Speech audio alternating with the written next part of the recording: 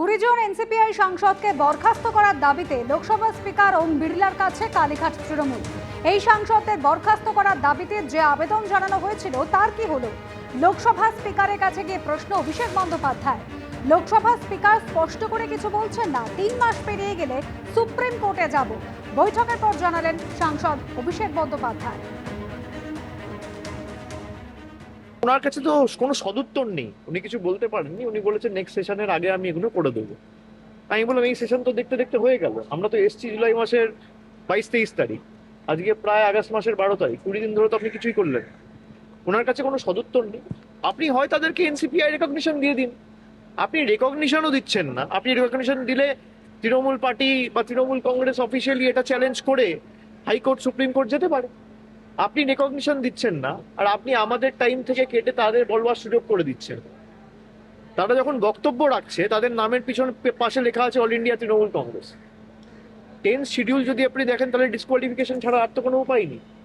তো আমরা এটা জুন মাসেও যখন ডিসকোয়ালিফিকেশন পিটিশন ইন্ডিভিজুয়ালি 20টা মুভ করা হয়েছিল তখনও স্পিকারকে বলেছিলাম। আজকে প্রায় 2 মাস হয়ে গেল, কোনো সদুত্তর নেই।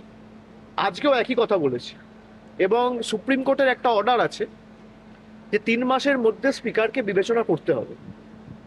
স্পিকার যদি বিবেচনা না করে তখন সুপ্রিম কোর্টের হস্তক্ষেপ আমরা দাবি করব।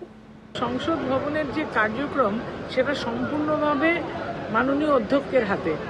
তার কাছে রীতি মেনে যে আমাদের 10 নম্বর ধারা মেনে 2/3 সাংসদ, যেটা আপনি বলছেন কালীঘাট তৃণমূল, সেরকম বলে কিছু আছে বলে আমার জানা নেই। যাই হোক, 2/3 সাংসদ তারা ওই দলটাকে পরিত্যাগ করে নতুন দলে আসবে বলে অধ্যক্ষর অনুমতি নিয়ে লিখিতভাবে আমরা বসেছি।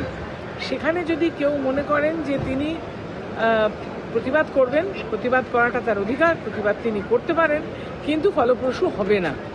বরঞ্চ তারা এখন পিটিএবল কন্ডিশন ইংরেজিতে বলে না, ভেতরে 2 জন আছে, হ্যাঁ, এবং আর কেউ নেই। তাহলে তারা বাকিরা কোথায় গেলেন এবং ওনাদের দলটা কি হলো সেটা ওনাকে ভাবতে হবে। বিদেশ যাননি অভিষেক বাবু, উনি তো সুপ্রিম কোর্ট থেকে বিদেশ যাওয়ার পারমিশন পেয়ে গেছেন। এখানে আছে শুনে ভালো লাগলো, সাংসদে গেছেন। দেখুন, আমরা গণতন্ত্রে বিশ্বাস করি। লোকসভা স্পিকারের কাছে গিয়ে যে কোনো রাজনৈতিক দলের যে কোনো প্রতিনিধি তাদের দাবি রাখতে পারে। ন্যায়সঙ্গত দাবি হলে নিশ্চয়ই স্পিকার সেটা বিচার করবেন। এবার অভিষেক বাবু কি চাইছেন সেটা অভিষেক বাবু বলতে পারবেন। আমাদের সঙ্গে 20 জন সাংসদ আছে। আমরা এনসিপিআই কে সমর্থন করেছি একটা নির্দিষ্ট ইস্যু নিয়ে, এবং পরবর্তীকালে একটা উদ্দেশ্য আছে যে আমরা যাতে দলত্যাগ বিরোধী আইনে না পড়ি, এবং যেহেতু আমরা তৃণমূল কংগ্রেসের নির্বাচিত প্রতিনিধি সেই জন্য আমরা এনসিপিআইতে আমরা প্রথম মার্জার করি, এবং পরবর্তীকালে যেহেতু 2/3 মেজরিটি নিয়ে অন্য কোথাও যেতে হয়, আমরা 20 জন সাংসদকে নিয়ে আমরা এনসিপিআইতে মার্জার করি। আমাদের দলে যেহেতু এই মুহূর্তে 3 জনের বেশি সংখ্যালঘু সাংসদ আছেন, তারা অনেকেই হয়তো এনডিএতে সমর্থন করলো, কিন্তু তারা বিজেপিতে সমর্থন করবেন না। তো সেটা নিয়ে একটা টানাপোড়ান চলছে, এবং তৃণমূল কংগ্রেসও আমাদের সদস্যপদ খারিজের জন্য তারা স্পিকারের কাছে একটা আবেদন করেছে। সে আবেদন স্পিকারের বিচারাধীন আছে। তো সমস্ত কিছু নিয়ে আগামী দিনে আগামীকালকে এই অধিবেশন, বাদল অধিবেশন শেষ হচ্ছে, এবং বাদল অধিবেশন শেষের পরেই একটা রাজনৈতিক সমীকরণ তৈরি হবে। দিল্লিতে ছাত্র বিক্ষোভে পুলিশের দমন পীড়ন নিয়ে গত কয়েকদিন ধরেই সংসদে কেন্দ্রীয় স্বরাষ্ট্রমন্ত্রীর বিবৃতি দাবি করতে থাকেন বিরোধীরা, এবং জানিয়ে সংসদের ভিতরে এবং বাইরে বিক্ষোভও দেখানো হয়। আর এবার বিবৃতি দিতে চেয়ে লোকসভার স্পিকারকে চিঠি দিলেন কেন্দ্রীয় স্বরাষ্ট্রমন্ত্রী। ছাত্র আন্দোলন নিয়ে সংসদে বিবৃতি দেবেন কেন্দ্রীয় স্বরাষ্ট্রমন্ত্রী। সংসদ চালাতে দেবেন কিনা এবার বিরোধীদের ঠিক করতে হবে। সংসদে বিবৃতি নিয়ে বিরোধীদের চ্যালেঞ্জ কেন্দ্রীয় স্বরাষ্ট্রমন্ত্রীর।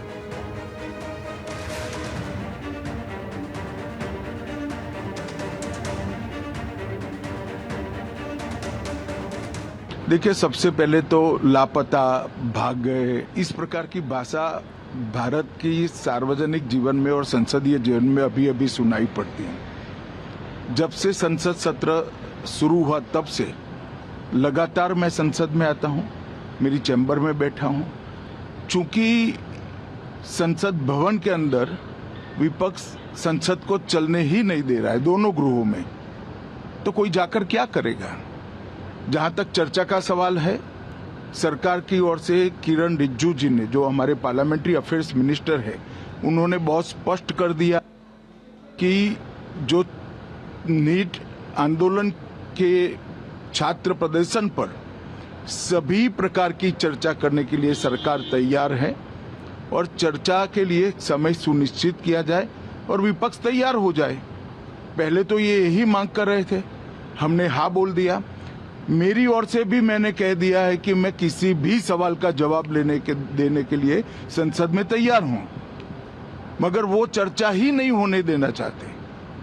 अब जनता तय करे कौन भाग रहा है। आज 3 बजे तक स्पीकर साहब को वो पत्र दे दे, 3 बजे से लेकर कल 3 बजे तक सभी प्रकार की चर्चा के लिए हम तैयार हैं। मैं सदन में ही बैठूंगा, सबको सुनूंगा और सब चीजों का जवाब दूंगा। सरकार के पास छुपाने के लिए कुछ नहीं है। वो भी चर्चा करूंगा कि आपने क्यों चर्चा नहीं चाहिए।